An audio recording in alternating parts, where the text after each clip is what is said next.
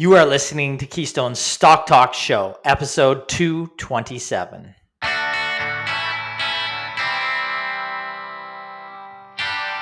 If this is your first time listening, then thanks for stopping by. This podcast is produced every week for your enjoyment, and show notes are found at www.keystocks.com. Come back often, and feel free to add the podcast to your favorite RSS feed or on iTunes. You can also follow us on Twitter at Keystocks and on Facebook.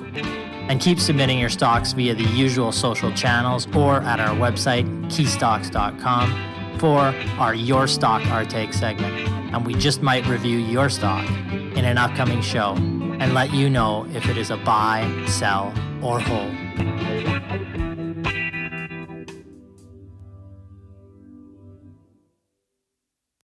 We have a great show planned for you this week in our Your Stock Our Take segment. Aaron answers a listener question on Northland Power NPI on the TSX, a global power producer established in 1987, focused on advancing the clean energy transition by generating electricity from renewable sources. The stock, which pays a 5% dividend, is down 36% in 2023 and 47% over the past year.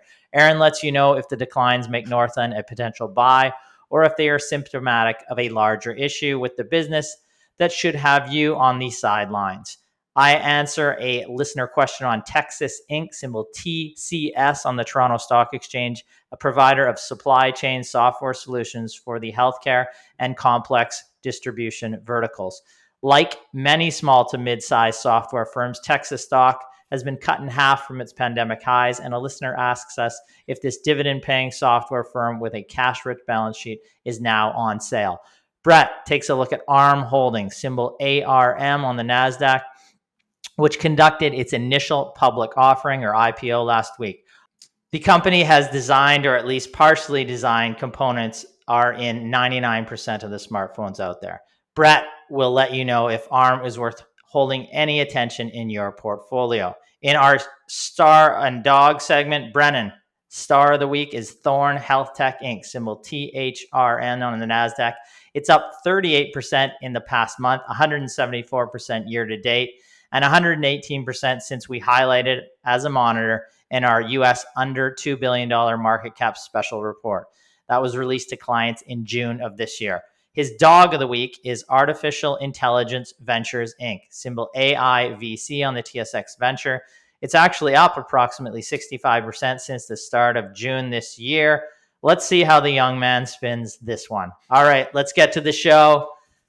I'm going to welcome my co-host, Mr. Aaron Dunn, the Killer Bees. Brett and Brennan, how are you guys doing? Doing well. Glad to be back. We got Brennan back. Brennan's back. How was the moose photoing? It was good, or whatever you did. No, it was shooting funny with that a camera, not a gun. I did watch the podcast, and I'm glad that you guys didn't bash me too much. We didn't, and we dropped seems like a missed opportunity. Relatively speaking, I guess. I'd rather do it when you're here, just to That's see true. the crushing impact on your face as we. But yeah, it was funny that you guys, were already making an image of me riding a moose, and I came back with a story where we did see, several elk, and I think I was even saying to you guys up at Waskesiu on the golf course, every single green actually had an electric fence around it to not let the elk fight on the greens, basically. And in one of the middle of the fairways, there was like this huge hole that was dug, but it was basically just from the elk, hitting their antlers together and, fighting, I guess, because it is the rut, I believe. I'm not. That's good. And Brennan has a new strategy. He told me every time he misses a shot on the green, he just runs into the electric fence to and then he never misses a shot again. No, but yeah, it was interesting. I've always played that course as a junior, and that was the first time I've ever seen electric fences around the greens. But I played good golf. I beat both my uncle and my dad, so that's the first time I ever beat my dad. So they're both in their early 90s, but it was good of you to beat them. Yeah, that's good. But yeah, and then as well, Brennan's athletic career. Yeah, the highlight right there. The nice thing about golf is you can peak later on in your life. So I think that mid 30s, I should be hopefully shooting in the 70s. We'll see. You can peak in a lot of things in your mind later in life. You know that, right? This is true. That's good though. So you interviewed. We wanted to get to. I talked a little bit about. You interviewed about 6 or 7 companies at a conference, the Planet Microcap in Vancouver. Yep.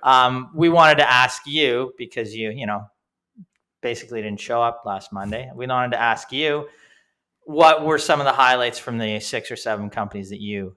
So interviewed? I'd say probably the most interesting company that I spoke with was Flight Aerospace Solutions, or Fly, FLY, on the TSX Venture. I spoke with the CEO and the CFO, and they've got some interesting, or basically SaaS solutions and hardware to basically enable to track airplanes, essentially, as well as some weather monitoring, like humidity sensors. Seeing their path forward, like the company still isn't profitable, but seeing their path forward, it is intriguing, and we'll definitely be reaching out to them, to book another call. And again, me and Ryan were at different tables taking different meetings. So, I'd like to have Ryan there as well to speak with management. Another, I would say interesting company, but, they're far from profitability is, Vision Marine Technologies, very far from profitability. But, one question that I posed to them, because essentially what they do is they make electric outboard boat motors, essentially. And my main question was, are you still seeing end consumers reluctant to go with an electric boat? And, he was kind of fumbling with the question a little bit and ended up saying, at the end, yes, they are. And really, the big change is if there's all of a sudden some kind of subsidies or tax incentives for the consumer. But of course, we're, that's still a ways away. And, I posed to him, like, my dad he loves outboards. He's a big fisherman.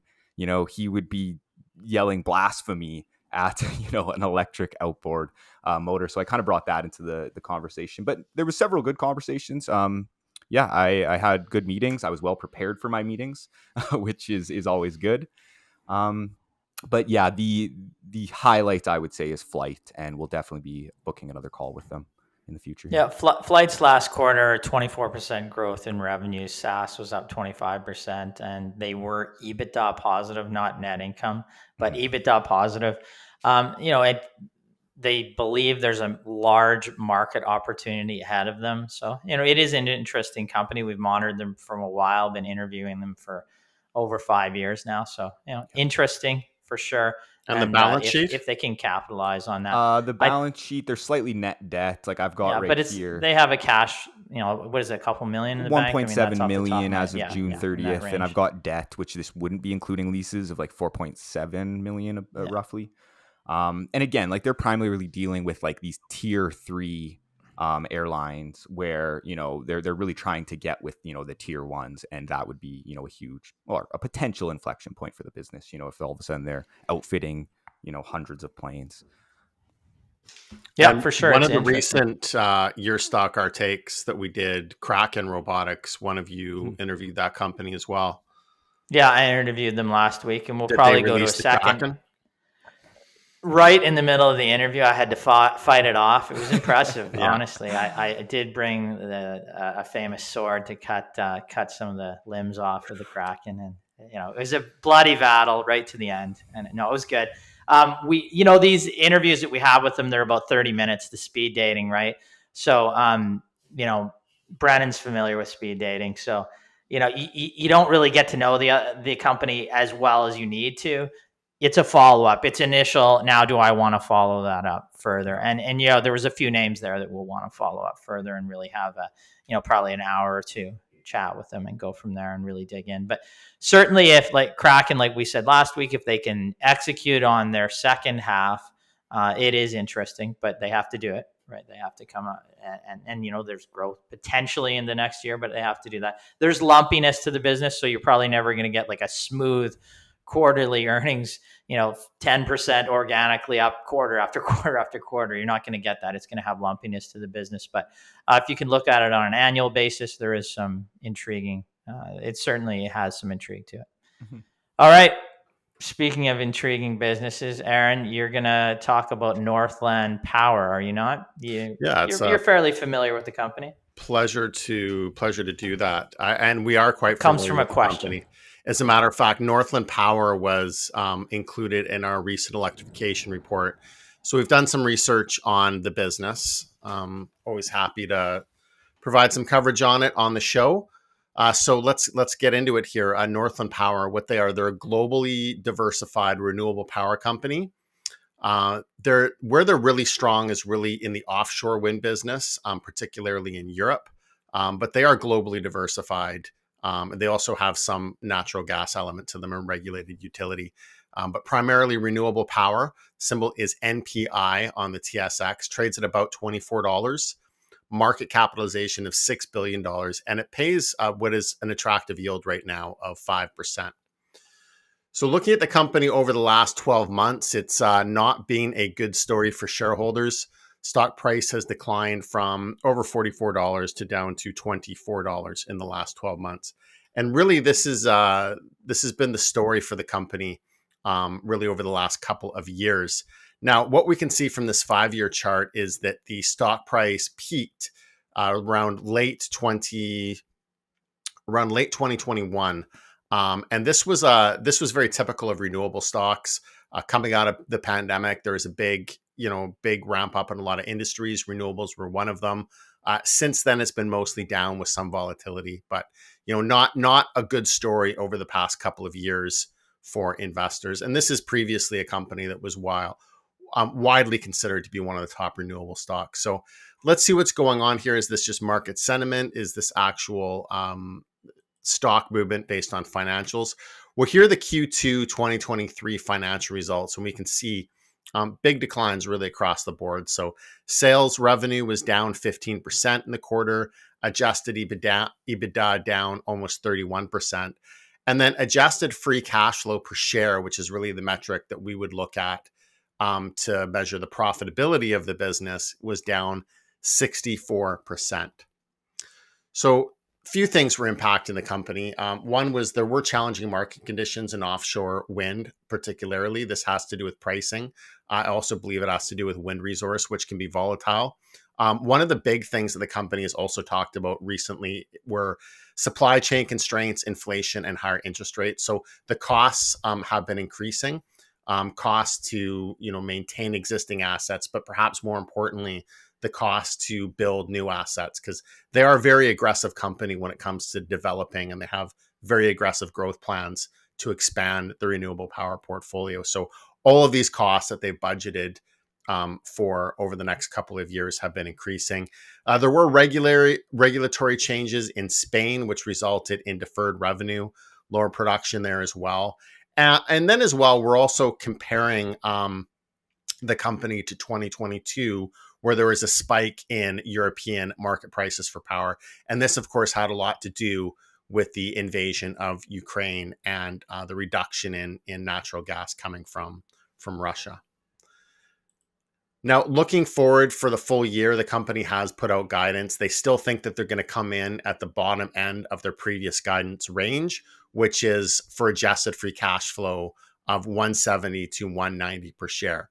And then, so assuming they come in at that $1.70 in free cash flow per share, that would be about a 13% decline in free cash flow compared to 2022. Now, the valuation right now is well below the historic average. Right now, trading at about 14 times cash flow. So this is quite cheap for Northland Power compared to where it's been over the past several years. As I'd said, the company does have a very aggressive plan for developing new assets in its portfolio. And what they're looking to do is expand their production, more than double it by 2027, their production capacity compared to 2022. So growing from 3 gigawatts of capacity in 2022 to about 6.5 gigawatts in 2027. And then they see opportunities to expand well beyond that, up to 12 plus gigawatts over future years. And of course, this is going to result likely in very strong EBITDA growth. About 1.2 to 1.3 billion in EBITDA is what is expected in 2023. They're looking at growing this at about a 7 to 10% compound annual growth rate to 1.7 to 1.9 billion by 2027. And then they think they can get over 3 billion by 2030. So aggressive plans for growth, but one of the caveats here is that the company's historical track record has not been great in terms of just consistent growth year over year, which is, of course, what we like to see. And this has really also showed up in the per share growth rates of free cash flow. So adjusted EBITDA really has moved up and down. I mean, the trend has been for growth over the past 5 years, but there's been some volatility. And then adjusted free cash flow per share really hasn't gone anywhere from the 2019 to 2020 level. Actually, we're looking at, about 170 per share for the current year, which is going to be the lowest level of free cash flow per share that they produced over the previous 4 or 5 years. So one of the things that we do look at in a company is we like to see a consistent track record of growth. Doesn't have to be perfectly consistent, but we want to see that trend of year over year growth over a period of time.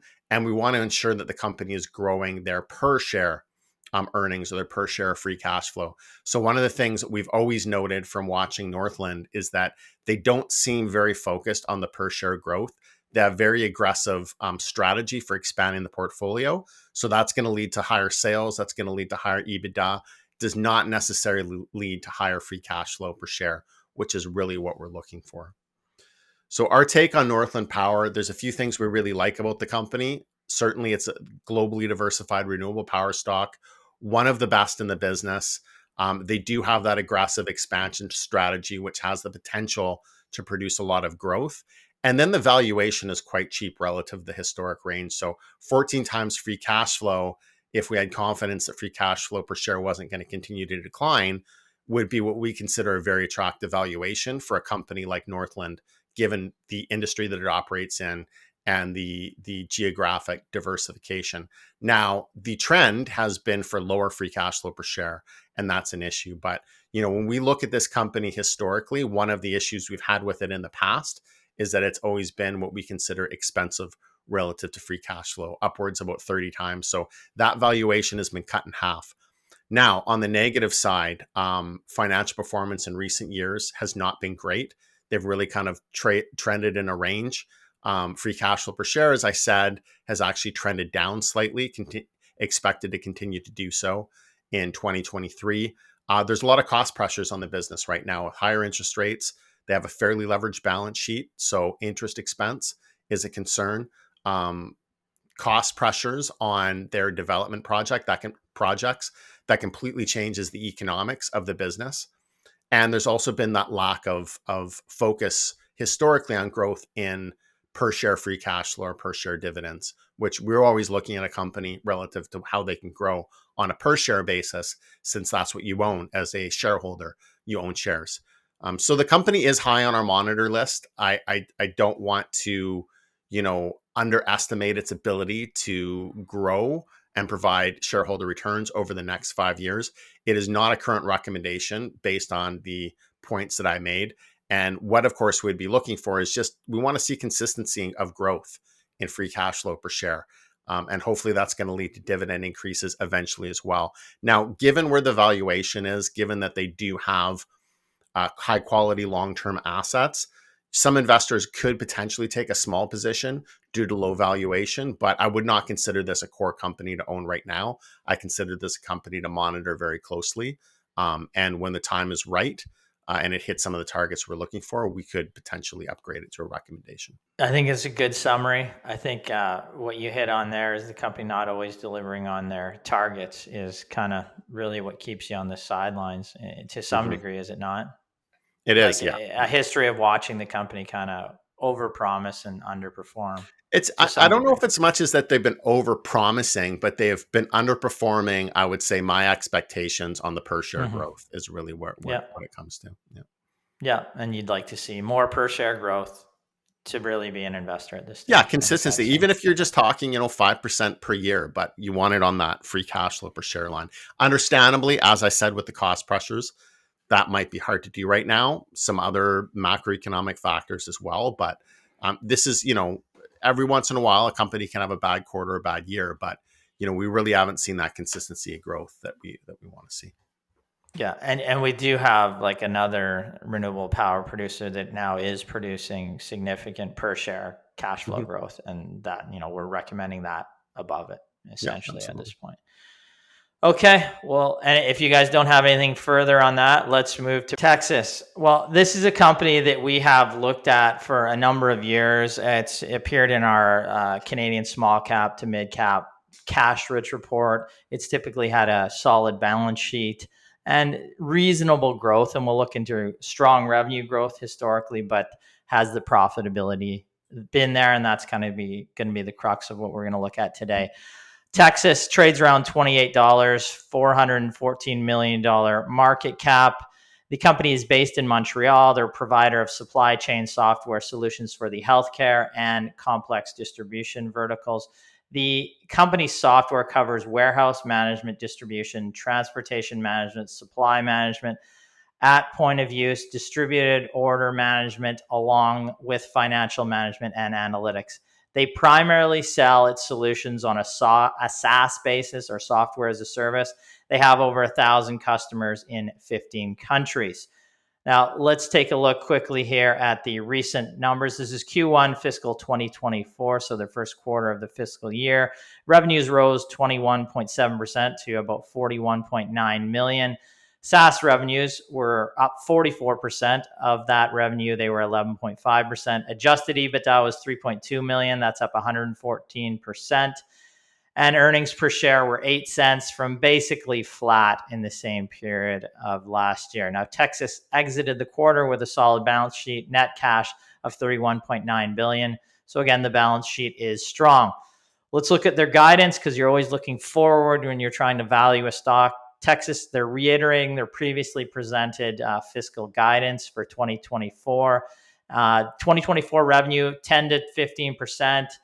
Revenue growth, that is SaaS revenue growth. The revenue growth overall, 35. The SaaS revenue growth, is 35 to 37%.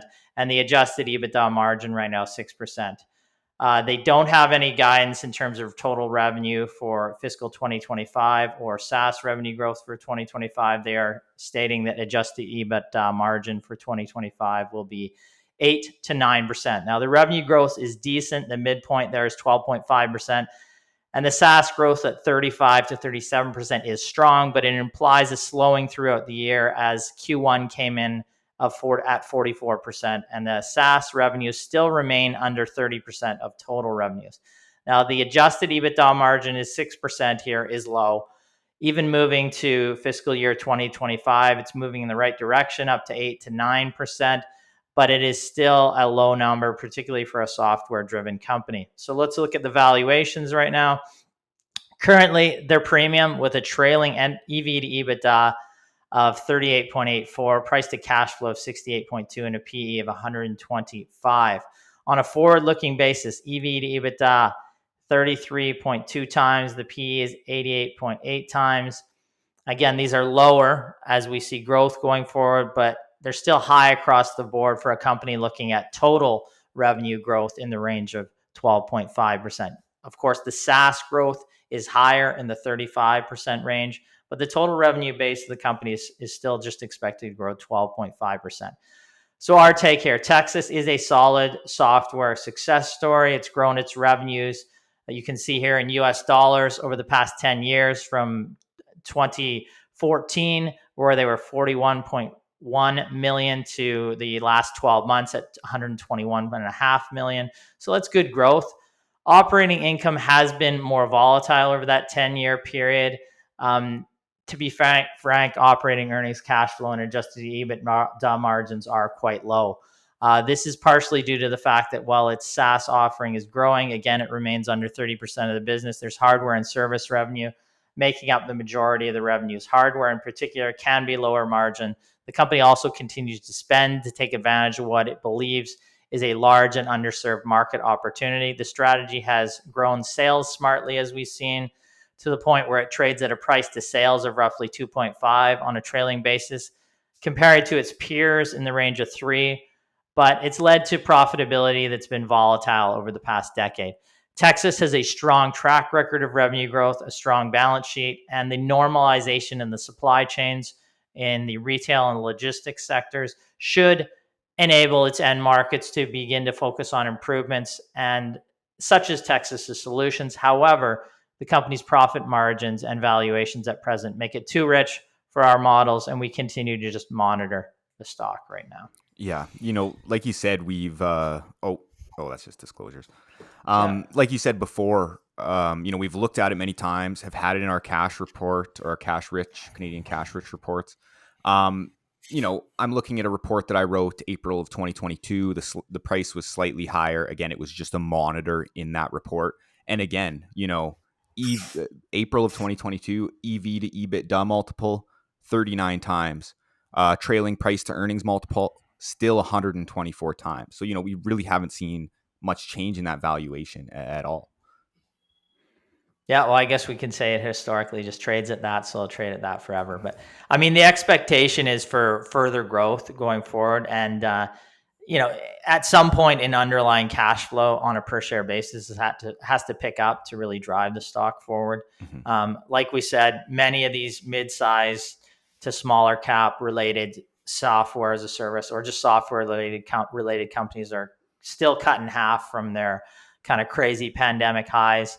So the question came in, is this a great value now? Well, as you can see, it was at insane valuations in the pandemic. Right now, there's still significant premium valuations. If they can keep growing that SaaS business at 35+%, that, it then becomes intriguing. And they are, servicing the supply chain is a great area to be in right now. It should be, it's kind of, like I said, it was tough to probably sell into it because anybody in that department was likely just fighting for their lives over the past couple of years. Now they probably think we need to optimize our solutions. So you may, they believe, and reading through their MD&A, it looks like they believe, there should be a great backlog going forward of business, and it's a great pipeline that they can sell into.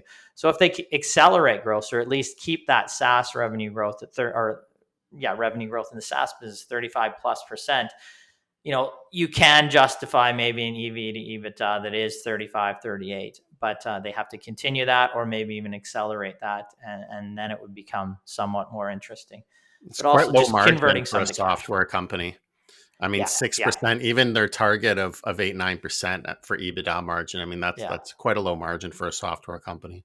Yeah. I think the justification to some degree is to spend a large market. There's a huge opportunity right now, but at some point you have to go higher, right? You have to get a higher margin for us to really be interested, because we have to believe that you're able to do that going forward. And again, the specific SaaS part is still under 30% of the business. So, we'd love to see that 50% plus and continue to grow. It's growing at a good rate, so it could get there in the next, 3 to 5 years, but we'll see. So stock will continue to monitor. And I think it's done well as a really good Canadian success story, but it trades at premium valuations now.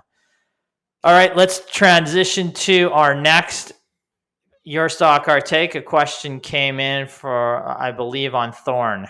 Is that correct? Thorne Medical? Or are we just reviewing this company? That's the no, it's not Thorne. What company is it? It's ARM. No, it's just ARM. Sorry, I don't know what we're doing today. I can't move up my screen here, but ARM is the company. Now, this is a company that was actually was public, taken private by SoftBank, was it not? And now has been reissued to the market. But Brett's going to take you through that full story. All right. So, like Ryan said, I'm covering ARM Holdings. Symbol ARM or ARM on the NASDAQ. It currently trades at roughly $56 after IPOing at $51 last week. It's very volatile right now, so probably by the time you're watching it could be $5 or $10 difference. It would not be surprising. That $51 though, which it was expected to IPO at, it was already their high end of their range and is trading above that now. But ARM is a designer of computer chips intended to run on a battery. ARM compute platforms are the most power efficient on the planet and continue to push the thresholds of performance to enable the next generation of smart, AI-capable, visually immersive, and increasingly autonomous experience on everything from the tiniest sensors to smartphones, to the automobile, and to the data center.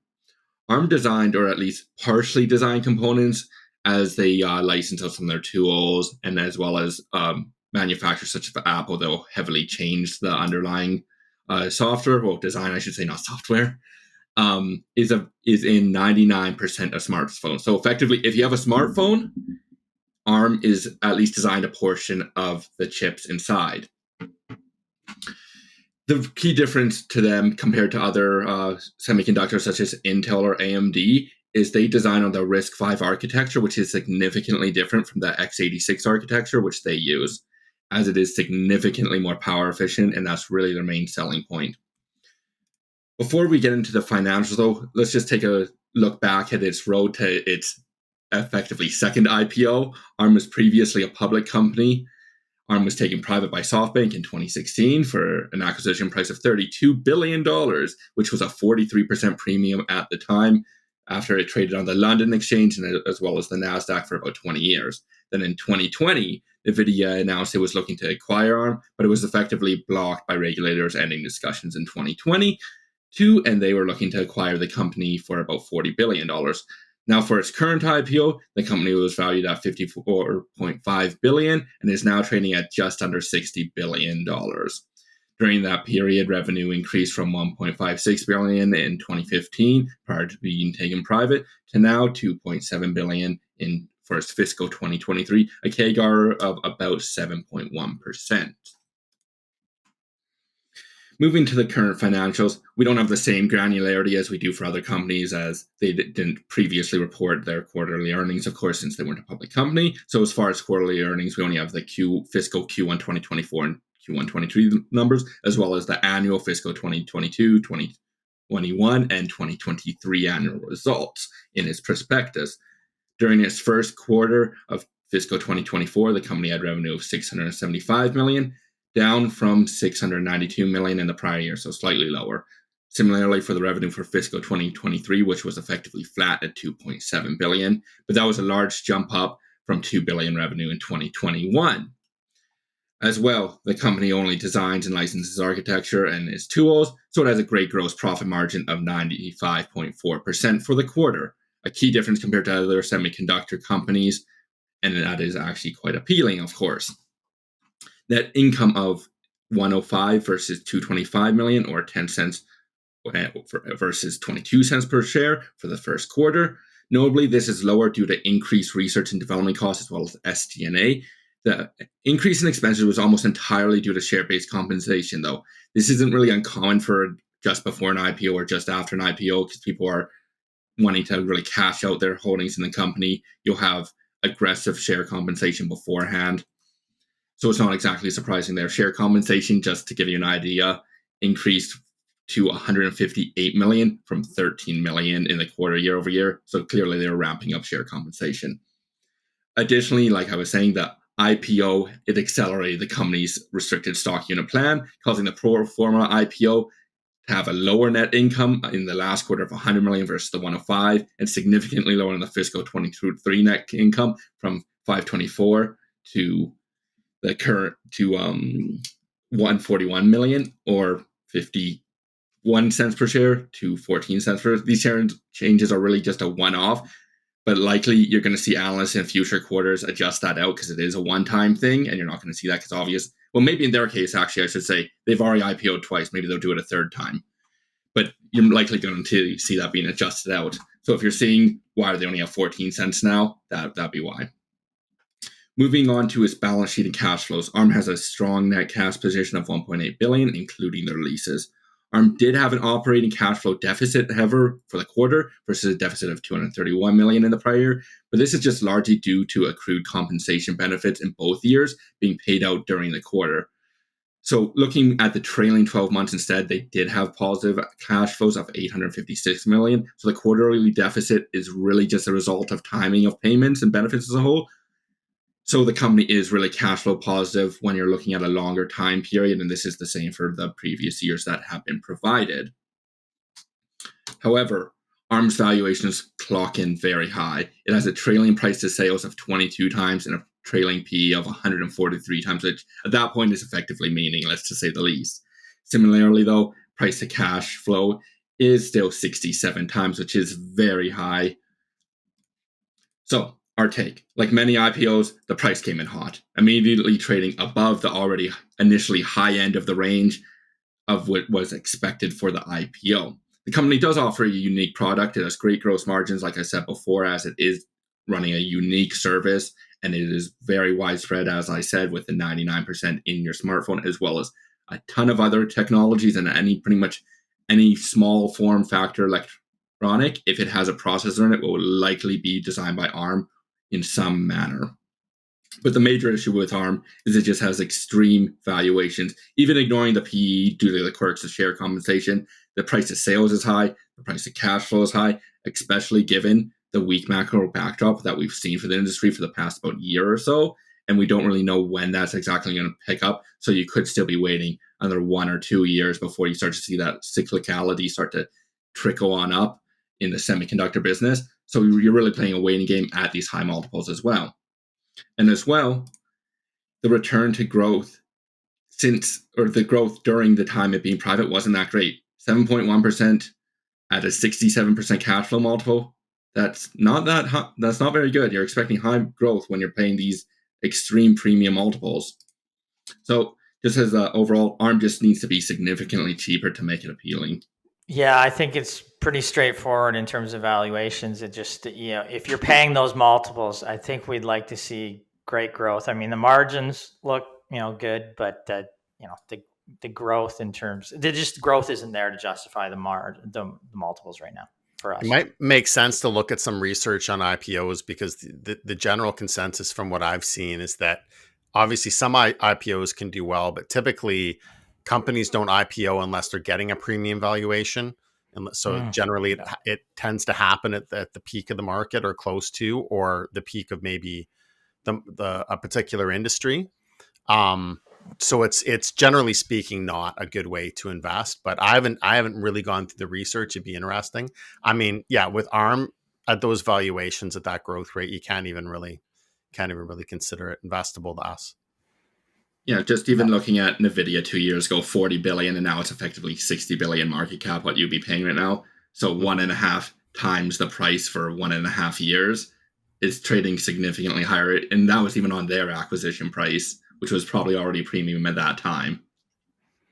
Yeah. For us, if you keep buying companies with this profile, that multiple, the growth rate that isn't really there right now. I mean, they had negative revenue growth in the last year, did they not? And you can't justify those multiples. If you buy 15 to 25 stocks under that multiple and growth rate combination in your portfolio, we believe you're not going to do well over the long term. So that's why we don't add this company, even though, there may be some interesting technology there. You got to pay the right price.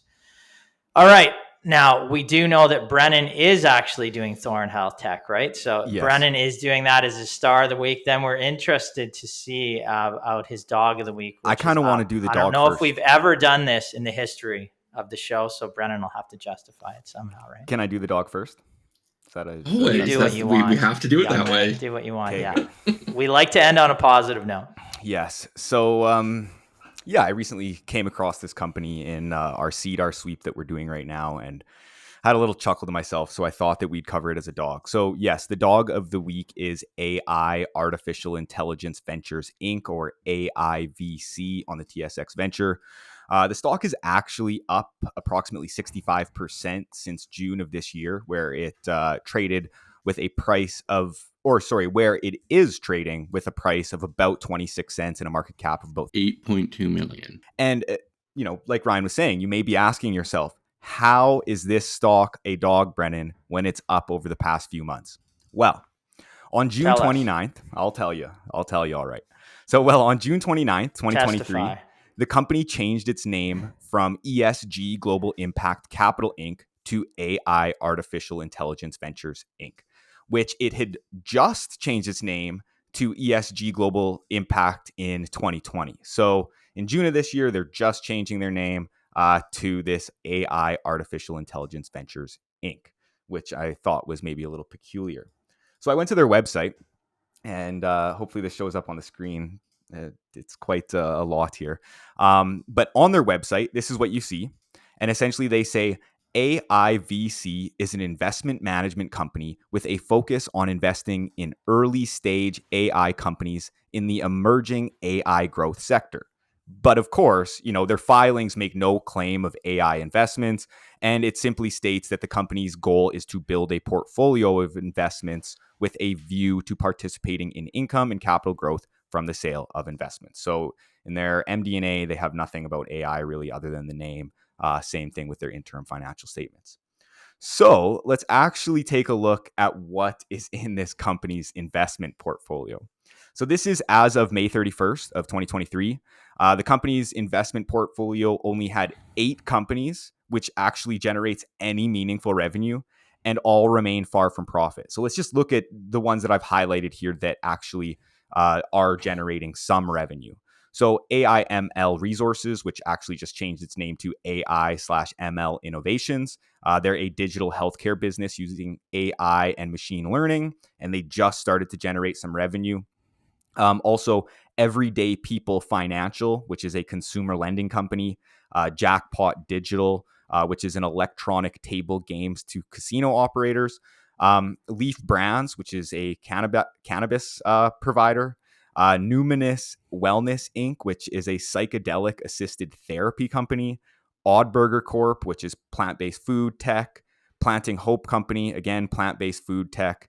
And WonderFi Technologies, which owns crypto asset trading platforms. So seeing the name change to the AI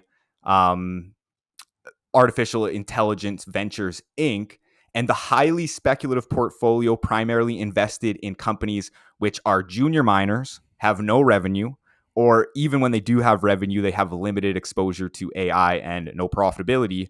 Despite the strong share price performance this year, I am classifying AI Artificial Intelligence Ventures as a dog. Yeah, I mean, it's interesting to name yourself that and then have I don't know. I'm glad you did this. Pacific Resources, Columbus Energy, Cypress Hill Resources, District Mines, East Africa Metals, Yeah. I don't know, Encanto Potash, Aaron Venture, all of these, EV Nickel, not related to the artificial intelligence sector. I mean, from first blush, and this is a first blush, it looks like the company is trying to capitalize potentially on the hype surrounding AI. Yes. Could it possibly be that is the goal here? That's what it looks like. I've included in my presentation a number of times that, based on the experience that we've had at Keystone analyzing companies for, close to 25 years now, that one thing that we've noted is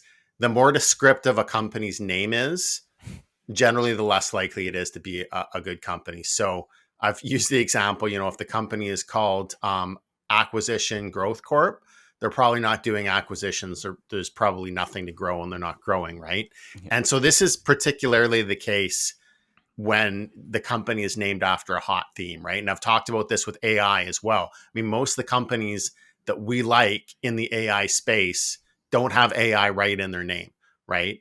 Well, and this company has it twice, right? Really just Sorry? They have it twice. They have it twice. Yeah, they have it twice, right? Like, yeah. I mean, so typically this is just, it's a sign that a company is really just trying to capitalize off of a hot theme in order to raise money. And I mean, this is, you'd think that like they would set themselves up here to be sued or to be sanctioned otherwise by the Security Commission. I mean, they're clearly saying on their website that they have a specific investment strategy that does not appear to be their strategy at all.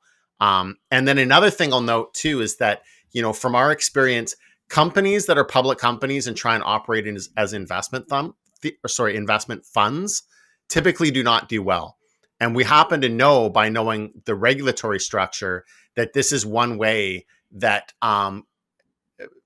teams of people are able to bypass the licensing requirements to be a portfolio manager if you structure your fund as a corporation. So to me, it's wrong on a number of fronts. Yeah, I agree. And it, like, look at this portfolio. This. Yeah, I'm sure they would say they're transitioning towards AI. They're probably going to move towards that. But that's right now, you're not there. And, No, and just we're look not at like even the close. capital destroyed in this portfolio. I mean, some names are up, but I mean, most are down. Like And I mean, these numbers are not in thousands either, right? no. This is So I mean, these are all, they have Tiny, positions, tiny. yeah, $2,000 positions in some of these companies. yeah, exactly. Yeah. This is like Some have went to zero. an individual's portfolio. Yeah. Anyways, We have many clients with far larger portfolios Yeah, than this yeah. entire company. Yes. So I mean, it Anyways, is what it is. I thought it was Perhaps true. they'll be trying to do yeah, a but raise. brutal destruction of capital. capital. If you look at the cost versus the fair value Yeah. on a lot of these, Yeah. just brutal destruction of capital. Mm-hmm. Anyways, But yeah, I pulled it it's- out. I thought it was funny. So go on, Ryan. Yeah, and we see that. Like we're going through 3,500 plus names on the TSX and the TSX Venture, and we said if anything tickles our fancy in terms of maybe just a little bit funny or strange that we see, we might highlight them while we're going through that process. If it's a strange name or if it's a company that we've seen in many iterations like this over and over again, that we see people, putting their hard-earned capital into and it being destroyed over time. I'm not saying that is going to happen in this company, but we've seen a pattern of businesses like this in the past that have destroyed investor capital. And we'll just say, if you call yourself one thing and then we look at what you're owning and it doesn't match, we can highlight that and show people what is actually in the portfolio today. And that's what we did there. There we go. So not necessarily a dog in terms of the share performance over the past or this year, but in terms of looking forward, we'll see how this business does. Okay. All right, you're going to look at our star. Yes, let's positive note it at the end of the to the star. Our star of the week is Thorne HealthTech Inc. or THRN on the NASDAQ. And the stock is up about 38% in the past month, 174% year to date, and up 118% since we highlighted the stock as a monitor in our US under 2 billion market cap report or special report released to clients in June of this year. So the stock is currently trading at about $10.16 with a market cap of about $550 million. And Thorne HealthTech develops solutions for personalized health and wellness and provides supplements to their customers. So the company breaks its operations into two segments. Number one, their direct-to-consumer segment, which sells its products to consumers online through its own website as well as Amazon. And then as well, their professional and business-to-business, where they have wholesale customers that include health professionals and retail stores through authorized resellers. So Thorne tries to differentiate themselves from other supplement manufacturers by offering health tests, which then allows the company to cross-sell Thorne's supplements. And in addition to tests and supplements, the company also produces OneDraw, which is a blood collection device. And the product's goal is to have the blood draw experience with less pain while capturing high quality samples. And the company is expecting feedback from the FDA on its approval in Q3 for unsupervised medical use. But it has already received approval in Japan and the EU as of August this year. Now, the reason we wrote a report on the company for clients is because the business produced good growth in revenue and profitability, was doubling its manufacturing capacity with a new facility, and traded with reasonable valuations with a forward price to adjusted earnings multiple of about 16 times and about 9 times forward adjusted EBITDA. But we were slightly hesitant on the stock as earnings and cash flow have been quite volatile. And we were slightly concerned that the company wouldn't be able to achieve strong profitability due to its share compensation and expansion plans. Nonetheless, driving the increase is number one, the company's strong financial results from Q2 of 2023, where revenue was up 33% year over year. GAAP diluted EPS was 8 cents compared to a loss of 11 cents for the same quarter last year.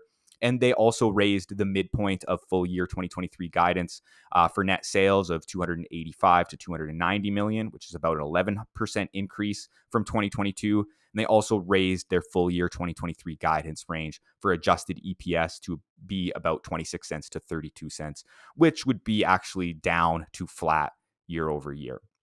So this is essentially what led the stock higher to about the $8 range. But On August 28th, the company announced that it had entered into a definitive agreement to be acquired by L. Catterton for $10.20 per share in cash and taken private, which was a 30% premium to the current share price. And the transaction is expected to be closed in Q4 of this year. So, with Thorne HealthTech's strong financial performance and recent takeover announcement, the stock has taken our coveted status of Star of the Week. And of course, I wanted to talk about this one on the podcast because it was a stock which I pulled out from our initial screening.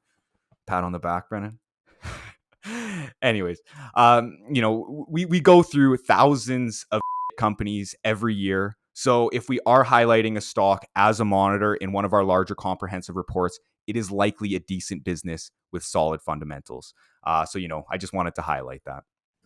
Just calm down, young man. Calm down. Language, Brennan. Language. Yes, I'll get Brett to beep that one for me, please, Brett. We pulled that out. Decent company. One of the things, there is several public companies that are kind of in the supplements industry, and one thing that it's really hard to gauge is the efficacy of the products over time, and it becomes a marketing game, and it does look like Thorne's done a good job at that. I was at a local health store just over the weekend, and I did notice that they had a bunch of Thorne products in there, so they're distributed. I mean, we know this, but they're distributed very widely, and it's a company that has done a good job, and clearly somebody saw value in the business and purchased it for a significant premium, which is nice to see. Good. I think that's going to end our show for this week. I didn't miss out on anyone, did I? I can't even remember today, apparently, but that's good. Missed me. Aaron, Don, well, that doesn't matter. Nobody wants to hear from you anyway. Nobody. All right. That end the show for this week. Keep your questions coming in for our Your Stock, Our Take segment. If you're watching us on YouTube, smash that subscribe button right now. If you're listening on iTunes, rate and review us on there. Only positive reviews, as we say. And I'd like to wish you all profitable investing. Thank you. Thank you. Thanks, everyone. Thank you.